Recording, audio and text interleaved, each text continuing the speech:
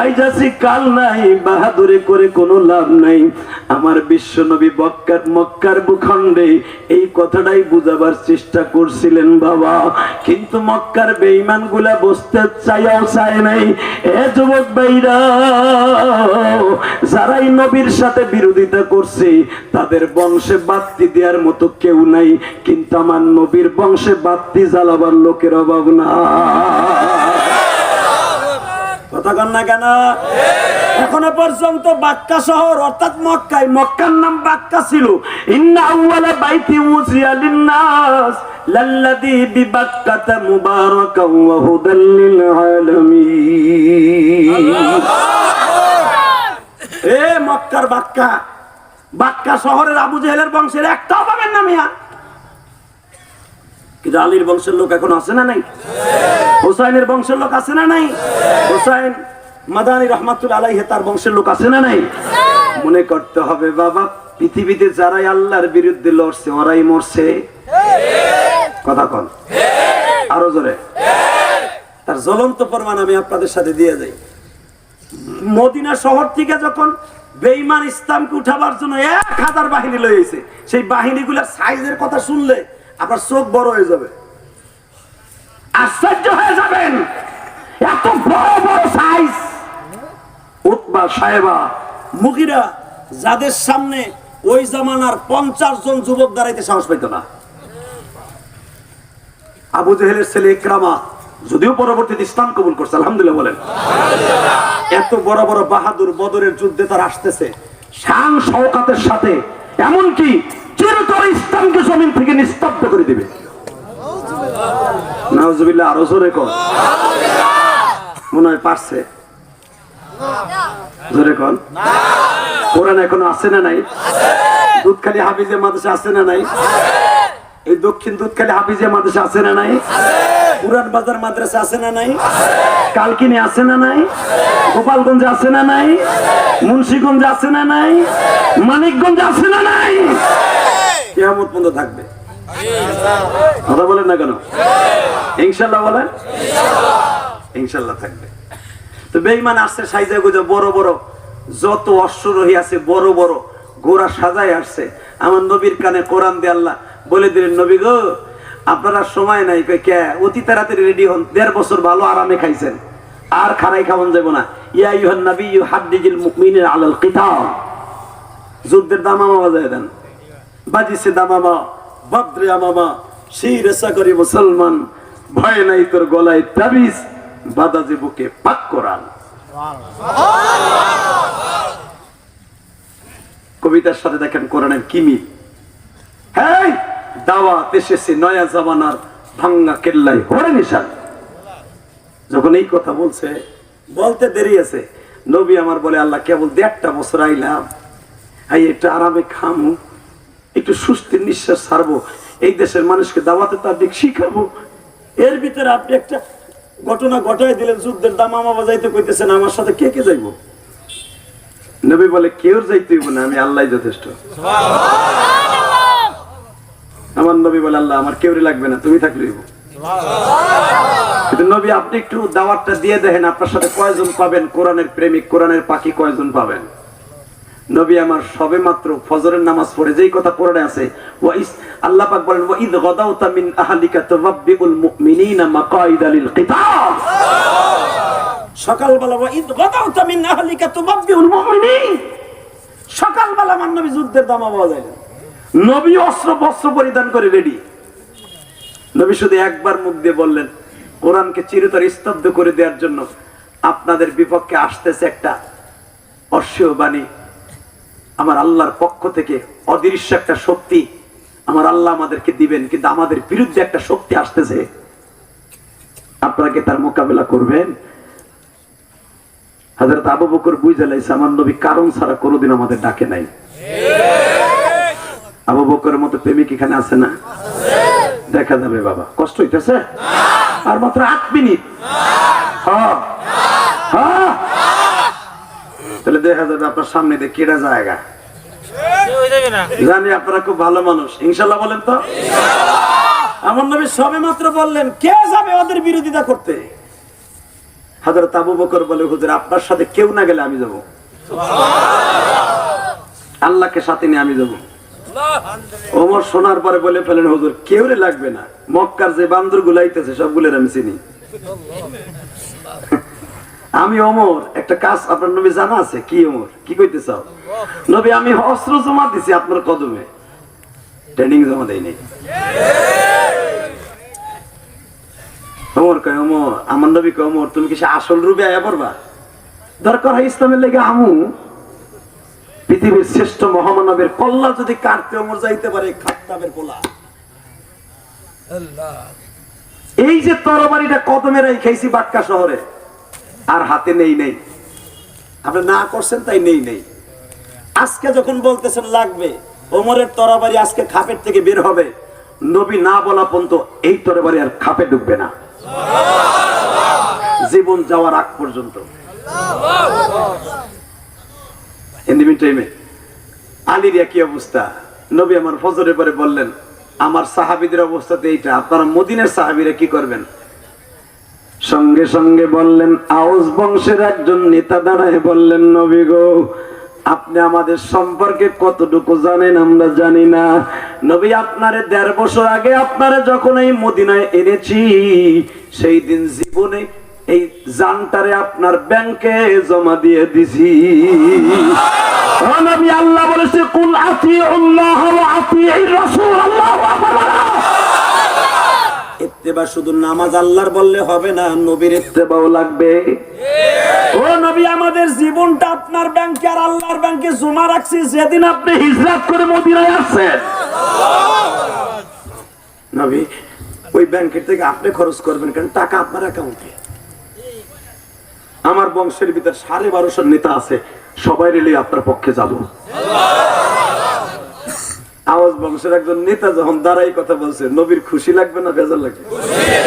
আপনার এলাকার একজন চেয়ারম্যান যদি আইসা একজন সভাপতি বলে, চাচা আপনি এই সাইডটা দেখেন, আমি একটু বিপদে আছি, সভাপতি কয় আমার বংশের ভিতরে ভোট আছে 450, চিন্তার কোনো কারবার নাই, এই সাইড তোমার দেখা লাগবে না, তুমি তোমার কাম করো উত্তর সাইড দেয়া।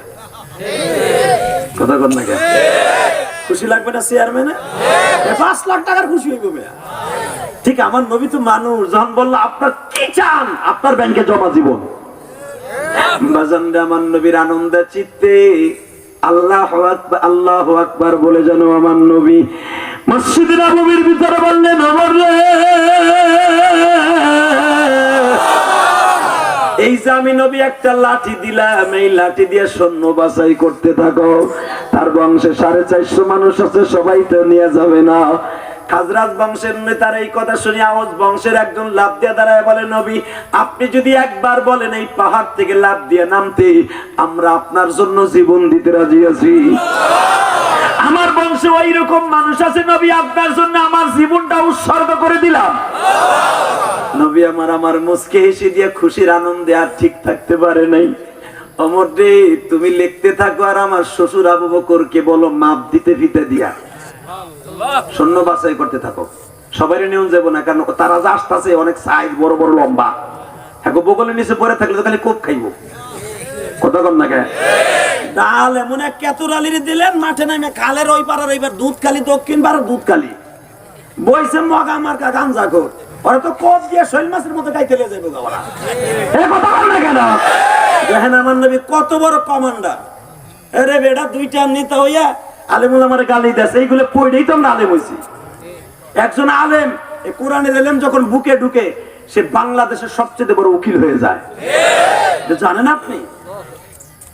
আমাকে আলেম গালি দেখে কমি মাঝে কিছুই নেই। হ্যাঁ রে ভাই কও কি, সবকিছু আমাকে বুকের মধ্যে। কথা বলে না কেন? দেখেন আমার নবী কত বড় কমান্ডার। নবীকে মাপ দাও, সবাই নিয়ে মাইরে লান যাবো না, সামনে যুদ্ধ আরো আছে। মাপ দিতে দিতে দিতে দিতে বেলা 10টা পর্যন্ত মাপ দিছে, মাপ দিয়ে 311 জন হয়ে গেছে। এটা জীবনের প্রথম যুদ্ধ, আর এই যুদ্ধে প্রথম আমার আল্লাহ জিবরাইল কমান্ডার বানাইয়া 1000 ফেরেশতা পাঠাইছে জমিনে। وَإِسْتَسْتَغِيثُونَ رَبَّكُمْ فَاسْتَجَابَ لَكُمْ أَنِّي مُمِدُّكُمْ بِأَلْفٍ مِّنَ الْمَلَائِكَةِ مُرْدِفِينَ। শুনছেন আল্লাহ কি কয়? প্রথমে 1000 দিমু আপনারে, যদি 1000 আপনি খুশি না হন 3000 দিন, 3000 খুশি না হলে 5000 দিন, তবু আমার নবীর মুখে আমি হাসি দেখতে চাই। আপনি ভুলে গেছেন কেন? আমি খালি একবার মুখ দিয়ে আবু জেহেল কইছে রাত্রে দিন বানাই দিছি, চন্দ্র উঠাইয়া ফাটাই দিছি চন্দ্র। আপনি মুখ কালো করবেন না, রেডি থাকেন। আলহামদুলিল্লাহ বলেন। এই কথা বলার সাথে নবী খুশি হবে না বেজার হবে? আপনারা বেজার হয়েছেন? আপনারা খুশি তো ইনশাল্লাহ বলেন? ইসলাম এত সহজ নাই রে বাবা, এত তাড়াতাড়ি বিদায় করা যাবে না। হে বাবা এদিকে তাকান, আমার বিশ্ব নবী 311 জনের লিস্টি হযরত ওমর, এই কাগজটা একটু দে না ভাই রে ভাই। 311 জনের লিস্টি। আর একটা জিনিস আপনাকে বলে দেই, আমার নবী কিন্তু লিখতেও জানতেন না, পড়তেও জানতেন না। এই জন্য আমার নবীর মূর্খ করলে ঈমান থাকবে না। কথা বলেন না কেন? কারণ আমার নবী পৃথিবীর কারো কাছে লেখাপড়া শেখে নাই, নবীর লেখাপড়া কারো কাছে শেখে নাই, কিন্তু নবীর মুখস্থ শক্তি এমন ছিল, নবী আমার জন্মের পরের থেকে যা দেখছে যা শুনছে মার গর্ভে থেকে তাও নবীর মনে ছিল। আমার নবীর মুখস্থ শক্তি এত বেশি, কিন্তু নবীর ভিতরে একটা আংটির ভিতরে একটা সিল ছিল, ওই সিল দিয়ে দিতেন নবী বাদশা হিসাবে। তো আমার নবী ওমরকে বলে, ওমর পড়ো। কার কার নাম? হুজুর প্রথমে আপনার শ্বশুর আবু বকর। আরে ভাই আমি কে সবাই নাম কইতে পারবো? যে কটা কই ওই কটা তো সুবহানাল্লাহ জোরে কইবা। আর একটা শুভ সংবাদ দেই, বদরের মাঠে যে কয়জন নবীর পিছনে যুদ্ধ করার জন্য হেঁটে গেছে একজনও জাহান্নামে যাবে না, এবং তাদেরকে যারা ভালোবাসবে তাদের পদাঙ্কন করবে তারাও জাহান্নামে যাবে না। কি মনে করলেন আপনি? এই বদরের সাহাবীদেরকে কি মনে করলেন? হুজুর প্রথম আবু বকর, হুজুর দ্বিতীয় আমি অদমের নাম, আমার বাবার নাম সহ, হুজুর তৃতীয় নাম্বার আপনার আরেক জামাইয়ের নাম, জুন্নুরাইনের নাম, হুজুর চতুর্থ নম্বরে আলীর নাম, হুজুর আব্দুর রহমান আউফের নাম, হযরত মিকদাদের নাম, তালহা ইবনে জুবাইরের নাম। এরকম ভাবে 311 জনের নাম হযরত ওমর হুজুরে পড়ে পড়ে শুনাইলেন। নবী তাদের জন্য দোয়া করলেন, আল্লাহুম্মা আরহামনি আল্লাহুম্মা আরহামনা ওয়ারযুকনা ওয়াহদানা। নবী দোয়া করে গেলেন, আল্লাহ রিজিকের অভাব তুমি তাদেরকে দিও না, আল্লাহ তাদের হেদায়েত থেকে বঞ্চিত করো না, তাদের খাবার দাবারের ব্যবস্থা তুমি নিজে বন্টন করো। আল্লাহ এদেরকে আমি লয়ে যাইতেছি, এরা বাবার সন্তানের কোল থেকে এদের লয়ে যাইতেছি। ও বাবা, যখন আমার নবী এদেরকে নিয়ে রওনা দিছে, আপনারা চিনেন যারা হজ করতে গেছেন, এই জায়গাটা এখন একটা মসজিদ আছে, আলহামদুলিল্লাহ বলেন। 4.5 কিলোমিটার যাওয়ার পর একটা জায়গা আছে জুলহুলাইফা। এই শহরটায় অত্যন্ত দামি শহর। এই শহরের এখানে একটা মসজিদ আছে। এখানে নবী বসবার পরে সাহাবীদেরকে বলেন, আর একটা গণনা দাও তো, কেউ আবার থেকে গেল কিনা। এই হলো আপনাকে সাইজ। নবী আমার কয়েস নাউজুবিল্লাহ, নাউজুবিল্লাহ কই না ভাই, সুবহানাল্লাহ খুশি করে। নবী বলে, এবার একটা গণনা দাও তো, কেউ আবার থেকে গেল কিনা। ভাই গণনা করে দেখে মাশাআল্লাহ 311 জন না, এখন 313 জন হয়েছে। আরো জোরে এই তোরা দুইটা কই থেকে তোকে নাম আছে নি দেখি। এই বেটা তোরা কই থেকে? তোরা কই থেকে?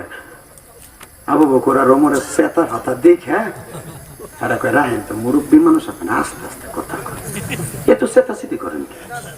বয়স হয়ে গেছে মানুষ জানি, অনেক দাম। মুরব্বী মানুষ আমাকে পোলাপান আগলায় রাখবেন, কথা কর না কেন?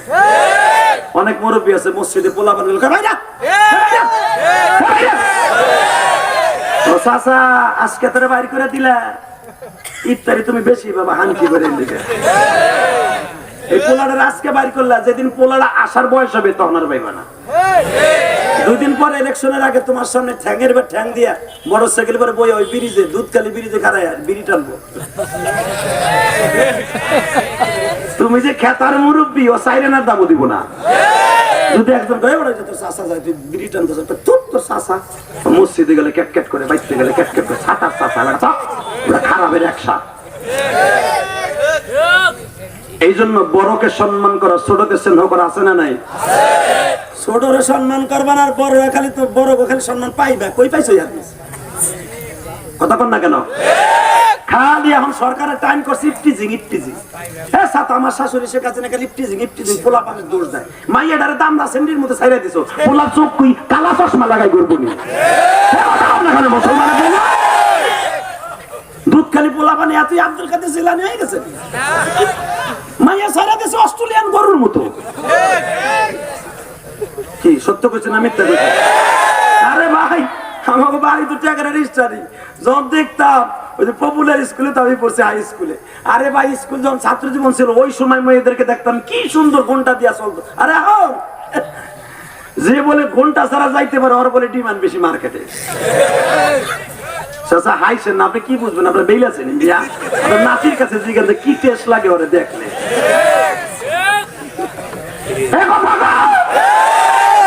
শুধু একটা কথা মনে রাখবেন সারা জীবনের মালিক রব্বে কারিম একটা জিনিস বলেছে বৃদ্ধ লোক তোমার ভিতরের মজা কে জানে তুমি যেটা বলতে চাইতেছো তুমি জানো না কে জানে চাচা ভিতরের ভিতরে শয়তানি একটা জিনিস আছে আলেম বলো ওলি বলো কত আউলিয়া একরাম একটা মহিলার পিছনে পড়ে জীবনকে শেষ করে দিয়েছে কথা বলেন না কেন কত কত বুজুর্গদের ঘটনা আছে একটা খ্রিস্টান মহিলা 12 বছর সুর চড়াইছে কি মনে করলেন আপনি এই জাত এমন একটা জাত এই জন্য তো বিশ্বনবী বলেছেন তোমার মেয়ে তোমার বিবিকে পর্দার ভিতরে রাখো আমি নবী তোমার জান্নাতের জামিনদার হয়ে গেলাম আল্লাহ আমাদের হেফাজত করুক জোরে করে আমিন আর মাত্র 3টা মিনিট ইনশাআল্লাহ বলেন বিশ্বনবী বলতেছে দেখো তো এই দুজন কইতে গাইছে এই জিজ্ঞেস করছে তোমার নাম কি আমার নাম মাস তোর নাম কি মুআব্বিস আফরা তাই নাকি এইটুকু নাম তো কাতার মধ্যে নাই কইতেলি কইছেন না তো আয়া পড়ছে আল্লাহ মাজিদুল হক বুখারী শরহের মধ্যে আল্লাহর কুতুব লেখেন হ্যাঁ তোরা দুইজনের লিস্টিতে নাই যাইতে সাইজও কাটো বলেও কাটো তোরা কি জানোস উতবার বলা সাহেব আসতেছে সাহেবার ছেলে যার চেহারা দেখলে শয়তান পথে থাকে না শয়তান ওর ডিউটি দিয়ে জায়গা এত বড় বেঈমান আসতেছে তুই জানোস তোর সাইজ কি ওই সাইজ ম্যাচ বুঝি না আমরা বুঝি বাংলা আমরা বুঝি একবার ওই কিছু গ্রামের লোক আছে না বাংলা কোপ ওরাও কয় দেশের বাংলা কোপ কোবাবো এটা তো পারবো আর মুসলমান মরণের ভয় পায় না আল্লাহু আকবার আল্লাহ কোরআনে এইটাই বলছে ফাওকাল আনাক কোপ দিবা দুই গারের মাঝখানে কে বলেছে আমি কইছি বদরের যুদ্ধে বলছে কোপ দিবা মাঝখানে কোপ দিবা গোতা স্যান দিয়া কাম করব হীরার কাম আমি আল্লাহ কষ্ট হইতেছে আমার দিক তাকাই তো বলতেছে তোকে লিস্টিতে নাই নবী রাসূল যাওয়া যাবে না সাথে সাথে বলে আমরা দুজন না যাইও ছাড়ুন না বাজারে যখন পিড়াপিড়ি শুরু হয়ে গেছে বিশ্ব নবী পর্যন্ত অভিযোগটা চলে গেছে ইশকালটা নবী আমার বলে বাবা রে যে কোনো যাওয়া আর্মি ডিপার্টমেন্টে কিন্তু বাজান একটা মাপের ব্যাপার স্যাপার আছে পুলিশের মধ্যেও কিন্তু শিক্ষা যোগ্যতা সহ কিন্তু মাপেরও ব্যাপার আছে কথা বলেন না কেন ও বাজার মাপ যখন জিতে গেছে বুইরাঙ্গুলের পরে ভর দিয়ে দাঁড়ায় গেছে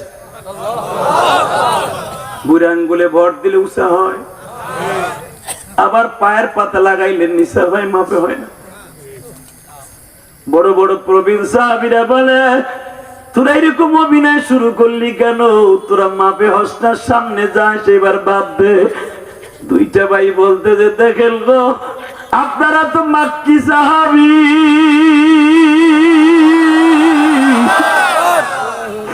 নবীর বিরহ যন্ত্রণা আপনারা কি বুঝবেন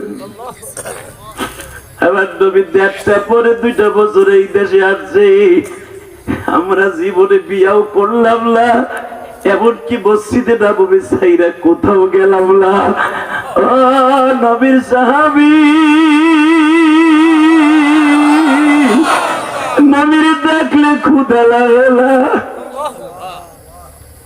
নবীরে না দেখে আমরা দুই ভাই থাকতে পারব না বাবা দুজাহানের বাদশা যার চরিত্রের গ্যারান্টি দিছে কে কে তারা কেন পাগল জানো না আবু জাহেল আমার নবীর কদর কি বুঝবে বেঈমান মুনাফিকরা কি বুঝবে সাথে সাথে বলে আচ্ছা তোরা যাইতেছিস নবীর কাছে চল। আমার বিশ্বনবী বলে কিরে বাবা তোরা এরকম করতেছিস, তোরা যাবি কেমনি, তোদের গায়ে শক্তি কম। বড় ভাই লাভ দিয়ে দাঁড়ায় বলে ওদের শক্তি কম, পরীক্ষা তো করার নাই এখনো। পরীক্ষা করাবেন, কার সাথে করাবেন? ওমরের সাথে। আপনার ওমরে দৈরে উল্টি মারবেন। সুবহানাল্লাহ। তাহলে আরো একটু আসতে কর। আচ্ছা কোন তো ওমরের সাথে পারবো? ওমর কত বড় বাহাদুর আর তো জানে না। ওমর সম্পর্কে কত বড় বাহাদুর, আর একদিন বাইচে থাকলে কম। এ বাবা খুব দেখেন নবীর আনন্দ দেওয়ার জন্য বলতেছে ওমরের সাথে লাগাই দেন, ওমর পারবো না আমার লাগে।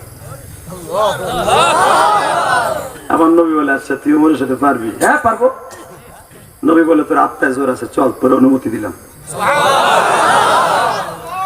ছোট্ট ভাই লাভ দিয়ে দাঁড়ায় বলে নবী গো, বড় ভাই একবার অনুমতি পাইলো ওমরের সাথে লাগবে, এই জন্য নবী যদি শক্তির বাহাদুরি দেখায় আপনার সাথে যাইতে পারে তাহলে আপনি আমার একটু অনুমতি দেন, আমি আমার ভাইয়ের সাথে কুস্তি লেগে যাই। যদি আমার ভাইয়ের সাথে কুস্তিতে আমি জিততে পারি তাহলে কি আমি আপনার সাথে যাইতে পারো? নবী আমার বললেন ঠিক আছে, একটু কৌতূহল করে প্রমাণ থাকিয়া যাক তোমরা দুই ভাই কত ভালোবাসো। এ বাজার ছোট্ট ভাই বড় ভাইয়ের গলার উপরে হাত দিয়া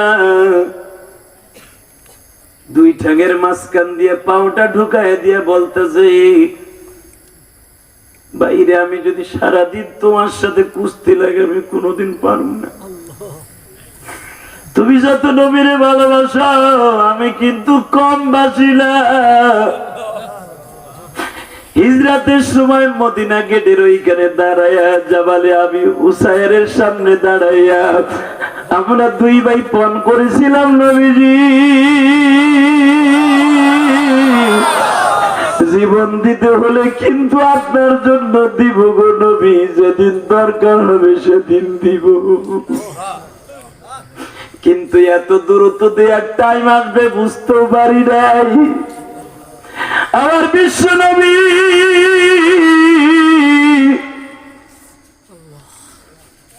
দুই ভাইরে ডাক দিয়া বলে তোমরা দুই ভাই কি করতে চাইতেছ আমি বুঝতেছি, ঠিক আছে তোমাদের দুই ভাই দিলের তামান্না আমি নবী বুঝে ফেলেছি, আমার আল্লাহ বুঝে ফেলেছে, অসুবিধা নাই গো বাবা, চলো তোমরা চলো চলো চলো চলো যাই। আগে 311 জন, এখন 2 জন অ্যাড হয়েছে। কত হয়েছে বাবা? আপনারা জানেন ফয়জুল বাড়ির মধ্যে আসছে বুখারী সরা কিতাবুল মাগাজি। আমার নবী বললেন তোমরা ছোট মানুষ, সাইজও ছোট, সব দিক দিয়ে ছোট, তোমরা মাঠে নাই মনে। আমার যে সাহাবীরা যুদ্ধের মাঠ থেকে ইনজুরি হয়ে আসে, অসুস্থ হয়ে আসে, তাদেরকে তোমরা পট্টি লাগাইও, জাবিরা লাগাইও, অর্থাৎ পট্টি লাগাইও, ব্যান্ডেজ করো। আর পারলে সাহাবীদের জন্য তোমরা তরকারি কুইটো, তরকারি পাকাইয়া তাদের জন্য খাবার রেডি করে দাইতো। দুই ভাই বিশ্ব নবীর সামনের দিকে অনুমতি নিয়ে নিয়েছে, হুজুর যদি আমরা দুই ভাই কখনো সুযোগ হয় আমরা নামবো কিনা। নবী আমার বললেন যদি সেরকম মাঠ গরম হয় তোমাদের দরকার হয় তোমরা নাইমে যাইও। আপনাদের জানা আছে গো বাজার আবু জেহেলকে কারা হত্যা করেছিল? আবু জেহেলের হত্যাকারী কে গো বাবা? এই দুইজনের নাম খুঁজিয়া পাইবেন। যখন এরা দুই ভাই মাঠটা পুরা গরম, ইন দি মিন টাইমে দুই ভাই আব্দুর রহমান বিন আওফের ডালের নিচে যায় বলে চাচাজি আমরা তো বেঈমান আবু জেহেলকে জীবনে কোনোদিন দেখি নাই, এই বেঈমানটার একটু দেখাবেন কি? আব্দুর রহমান বিন আওফ পিছনের দিকে তাকায় বলে বেটা সাহস তো তোদের কম নয়, তোমরা পিচকি দুটা মানুষ, বালক দুটা মানুষ, আবু জেহেলকে খুঁজো, তুমি কি জানো তার বীরত্ব সম্পর্কে? মাজার মুআব্বিস বলে নবীজি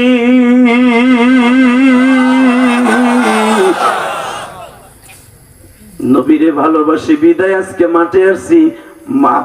আব্দুর রহমান বিন আওফকে বলে নবীর ভালোবাসা আমাদের অন্তরে কত আপনি জানেন না, শুধু একবার দেখায় দেন বেঈমানের সাইজটা কত।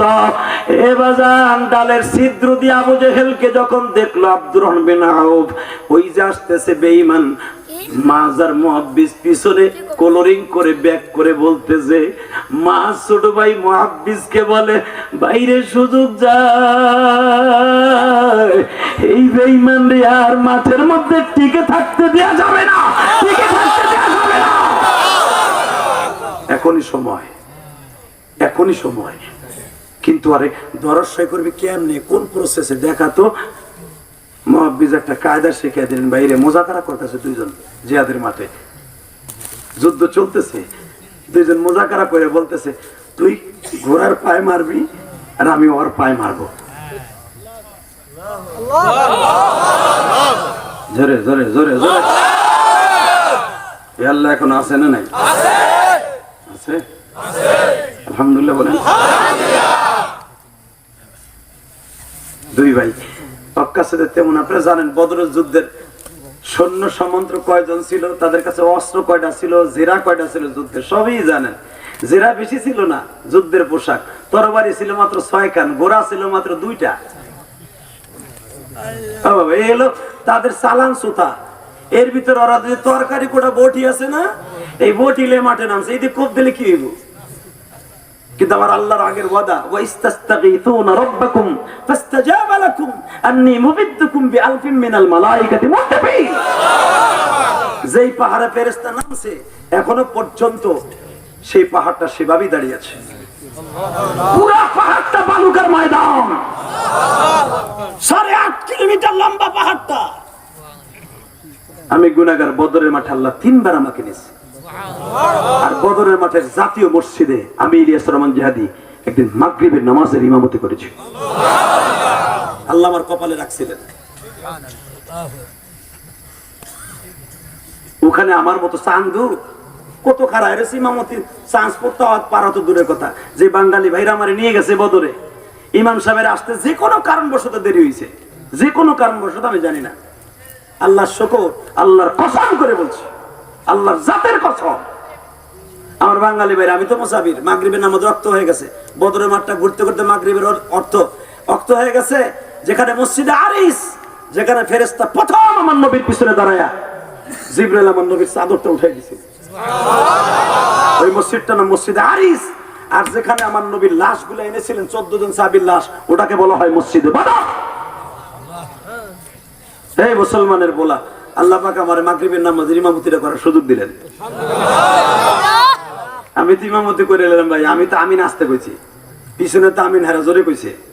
নামাজের পরে হেরা বুঝছে যে আসলে আমি রফে দেই না, আমি মালিকি মাযহাবের না, ওখানে আহমদ বিন হাম্বলের মাযহাব বেশি ছিল, আমি তো হানাফি মাযহাবের। পরে ওই মসজিদের মুতাআল্লি সাহেব উনি আমাকে বলতেছে, বাঙালি ভাইরা যারা ওখানে আছে আমার নিচে বয়ান করার জন্য, ওরা বলতেছে, হ্যাঁ না বাংলাদেশ, হ্যাঁ না ইমাম, বলে শেখে কাবির ফিল বাংলাদেশ করলো। আমার বাংলাদেশের ভিতরে একজন ইন্টারন্যাশনাল মুফাসসির এবং একজন কাবির, একজন ইমাম, খতিব, মা খতিব। আলহামদুলিল্লাহ আলহামদুলিল্লাহ আলহামদুলিল্লাহ, তাই আলহামদুলিল্লাহ বলেন না? ও দোয়াটা আমার দেশে দিয়ে তোমার ভালো লাগে নাই? আল্লাহ শুকর। ও বাজান, তো এই জায়গায় দাঁড়ায় আমার বিশ্ব নবী এইভাবে হাত তুলছে, আল্লাহ কয় আমার সাহাবীরা, এদিক দিয়ে ঘটনা ঘটতে গেছে, এখন আওয়াজ দিয়েন, মাজার মুহাব্বিস বোত আমার কা 2টা বটি লিয়ে দিছে দৌড়। বাজান রে, এক ভাই যাইয়া মারছে ঘোড়ার পায়ের উপরে। ও বাজান, পিছনে তো ইকরামা, এটা মাজ দেখে না, ইকরামা রাদিয়াল্লাহু তাআলা আনহু, আবু জেহেলের বড় সন্তান, পিছনে বাবারে কে জানো দেখলাম একটা আঘাত করলো। ও বাজান, বোটা একটা বটি কোপ দিছে, কতটিকে বা কাটতে পারে? আমার আল্লাহ ওই বেটি আর বোতা রাখে না, আমার আল্লাহ ওইটাকে হীরার মতো ধার বানায় দিছে। বাজান রে, বেঈমান আবু জেহেলের এই পাওটা প্রথম দাপটা পর্যন্ত কেটে পড়ে গেছে, কিন্তু যখনই কোপ মেরে দিছে, ইকরামা পিছনের থেকে মারছে কোপ। তাদের অস্ত্র তো অত্যাধুনিক অস্ত্র, এক কোপ দিছে, এই বাজুটা কাইটা একটুখানি ফুতের মতো, কাপড়ের ফিতা যতটুকু, কাপড় বাবা ফিতা কতটুকু জ্বলতেছে বাবা, যখন জ্বলতেছে। আপনারা জানেন, তাজা হাত কাটুক আর তাজা দাঁত পড়ুক, শরীরটা কিন্তু রক্ত শূন্য হয়ে যাবে। আমার নবী উহুদের মাঠে রক্ত শূন্য হইয়া মদিনায় আসছিলেন, আপনাদের জানা আছে। আবার নবীর কাঁচা দুইটা দাঁত যখন ভেঙে গেছে আর উপরের দুইটা দাঁত লড়ে গেছে, কাঁচা দাঁত ভাঙলে যে কি দৃশ্য। বাজানরে আমার দিকে তাকান, সাহাবীর যখন হাতটা কেটে ফিতার মতো একটু চামড়া ঝলতাছে আর সামনে অগ্রসর হতে পারে নাই। আপনারা জানেন আব্দুল্লাহ ইবনে মাসউদ তিনি কিন্তু বাজানরে মাক্কি সাহাবী ছিলেন। দৌড়াই এসে আবু জেহেলের বুকের উপরে বসিয়া বেঈমানের ঘাড় বাবরি চুলটা এইভাবে শক্ত করে ধরছে। ফয়সল বাড়ির মধ্যে দেখবেন, বুখারীর মধ্যে, কিতাবুল মাগাজির মধ্যে আল্লাহর কুতুব লেখেন ফয়সল বাড়ির মধ্যে আবু জেহেলকে কে হত্যা করেছিল? আব্দুল্লাহ ইবনে মাসউদ চুলটারে শক্ত করে ধরে বাবা বেঈমানের মাথার উপরে তরবারি দিয়ে এমন কোপ দিছে, মাথাটা ধরে থেকে আলাদা করতে ফুটবলের মতো লাথি মেরেছে। আল্লাহু আকবার। বেঈমানের মাথা কই মাছের মতো লাফায়, বডিটাও লাফায়, কিন্তু এদিকে তো আবু জেহেল শেষ। ওই যে প্রথম কোপ দিয়া জমিনে ফেলেছে আসল যে কাতেল, সে তো ওখানে পড়ে আছে। এই কাটা হাত লইয়া বাবা শেষরাইয়া শেষরাইয়া ইকরামারে দাবুর দিছে দুই ভাই। ইকরামা দৌড়ে যাইতেছে, আমি দেখবো আশিকে রাসূল কয়জন আছে। আল্লাহর কুতুব লেখেন বুখারী শরীফের মধ্যে যখন এই দুই ভাই ওরে দাবুর শুরু করছে, কিছু দূর যাইতেই বাবা রক্ত শূন্য অবস্থায় দাঁড়িস করে পড়ে গেল। ছোট ভাইকে ডাক দিয়া বলে, ভাই রে একটা কাজ করবি, এখনো পর্যন্ত বাম হাত দিয়ে তরবারি চালাইবার ক্ষমতা আমার আছে রে ভাই, যদি পারস আমার এই হাতটা টান দিয়া ছিঁড়ে ফেলা,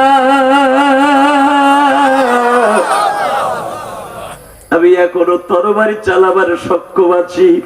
ছোট্ট ভাই বলে, আমার জীবন থাকতে তাজা হাতটা টেনে আমি ছিঁড়ে ফেলতে পারবো না।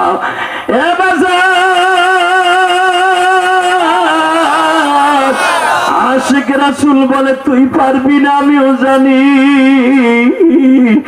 কিন্তু আমার পারতেই হবে। নবীরে দেখায় দিবি আমি নবীরে কত ভালোবাসতাম গো, কারণ আমার আল্লাহ বলছে এই মানুষটারে ভালোবাসতে, এই মানুষটার রূপে রূপান্তরিত হতে বলেছে আমার আল্লাহ। লাকাদ কানা লাকুম ফি রাসূলিল্লাহি উসওয়াতুন হাসানা ওয়া ইন্নাকা লাআলা খুলুকিন আযীম কুল আতিউল্লাহ ওয়া আতিউর রাসূল। তুই পারবি না, আমার কাজ করতে দে। আপনাদের জানা আছে এই হাতটারে দুই পায়ের নিচে ধরিয়ে একটা টান দিয়ে বাবা একটা খোঁট দিলেন, ফিতার মতো চামড়াটা ঝুলে পড়ে গেল। এক হাত দিয়ে হাতটা টেনে ধরে বলে, ও মালিক তুমি বদর সম্পর্কে কোরআনে বলছো, কোরআনে বলছো তুমি সাহায্য করবা। আমি জানি এখনই ফেরেশতা নামে গেছে, কিন্তু আমি যে নবীর জন্য জীবন দিতেছি, আমার খবরটা নবীর কে দিব? ছোট ভাই লাভ দাঁড়ায় বলে, ভাই রে আমার কি উপকারে আসতে পারি একবার বলিয়া যারে ভাই। বলে তাকুলু লিমান ইউকতালু ফি সাবিলিল্লাহি আমওয়াত বাল আহইয়াউ ওয়ালাকিন লা তাশউরুন ওয়ালা তাহসাবান্নাল্লাযীনা কুতিলু ফি সাবিলিল্লাহি আমওয়াত বাল আহইয়াউন ইনদা রাব্বিহিম ইরযাকুন। শহীদদেরকে আল্লাহ মরছে এই কথা বলতে নিষেধ করেছে, শহীদরা আল্লাহর কাছে জীবিত। বাইরে তুই তো মরার পরেও জীবিত হয়ে অমর হয়ে থাকবি। ভাই আমি তোর জন্য কি করতে পারি একবার বল। একটা লাভ দিয়ে দাঁড়ায় বলে, বাইরে যদি পারোস আমার একটু কাঁধে করে নবীর কাছে লয়ে যা।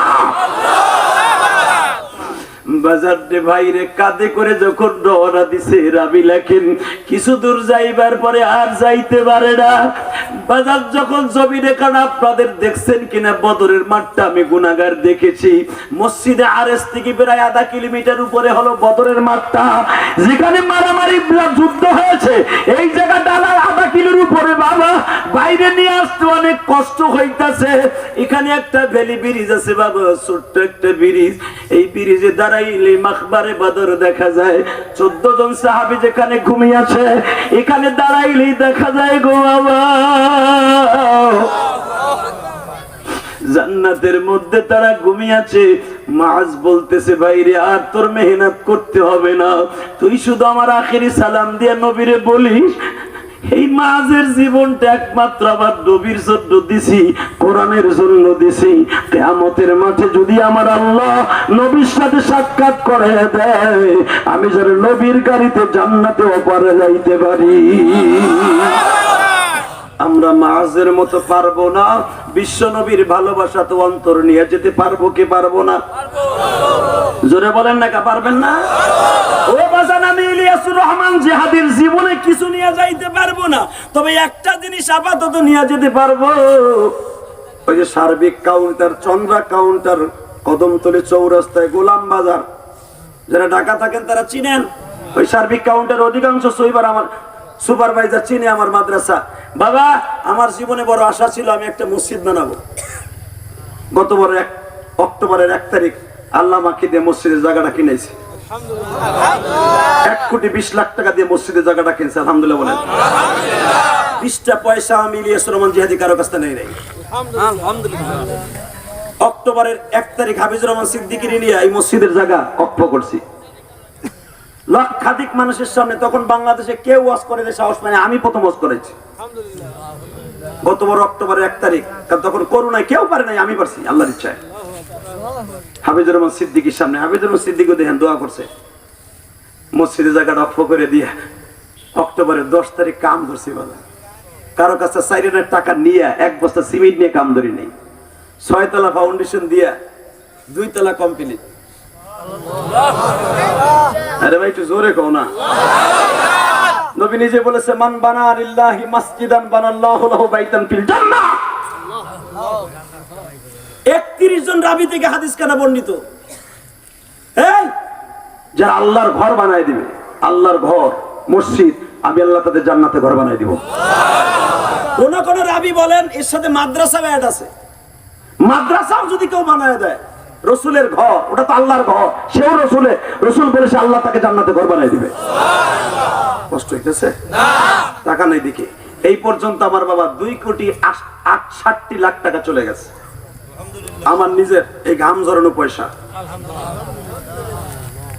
আমি গতকালকেও, কারণ কালকে মাহফিল করছি একটা ইমিশকার পদ্ম মাদ্রাসায়, হ্যাঁ সদরপুর, বড় একটা মাদ্রাসা। এই তো মিডিয়া এগুলো সব ছিল। ও বাবা, ওইখানে ওয়াজ করার পরে আমি সবার কাছে দোয়া চেয়েছি। আমি গতকালকে আসছি, এই পার সারাদিন ছিলাম বাড়িতে।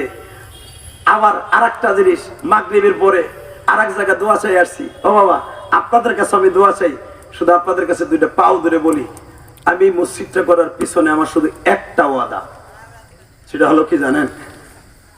যদি আমার আল্লাহ এই মসজিদের ছিল আমার জন্ম দক্ষিণে মায়ের মাফ করে দেয়, আমার জীবনে একটাই আশা।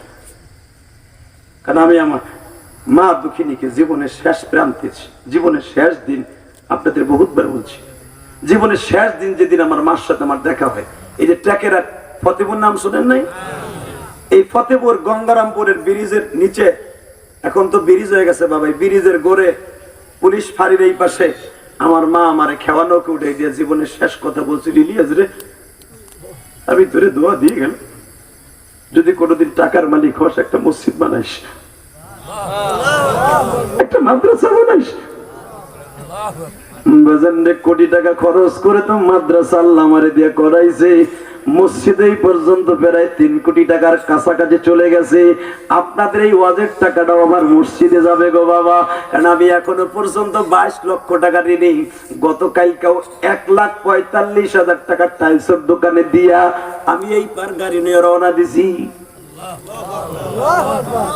আমি আপনাদের কাছে একটা অনুরোধ করিয়া যাই, আমি একটা গুনাহগার মানুষ, গরিব মানুষ, যদি বাড়ি বেচে আল্লাহর ঘর, জান্নাতের ঘর বানাইতে পারি বাবা, আমি যদি আমার মায়ের ঋণ শোধ করার জন্য, যদি মায়ের একটা কথা ঋণ শোধ করার জন্য আমি যদি পারি বাবা নিজের অর্থায়নে মসজিদ মাদ্রাসা বানাইতে, বাজানরে আমি আপনাদের দুইটা পাও হাত ধরে বলিয়ে যাই, এখানে একটা এতিমখানা মাদ্রাসা আছে গো বাবা, যদিও মাদ্রাসাটা ছোট গো বাবা, আমি দোয়া করে দিয়া যাই পরাণ ভরিয়া, আল্লাহ আমি দোয়া করে দিলাম এই মাদ্রাসা একদিন অনেক বড় মাদ্রাসা করিয়া দিয়েন, জোরে কোন আমিন, আরো জোরে বলেন আমিন।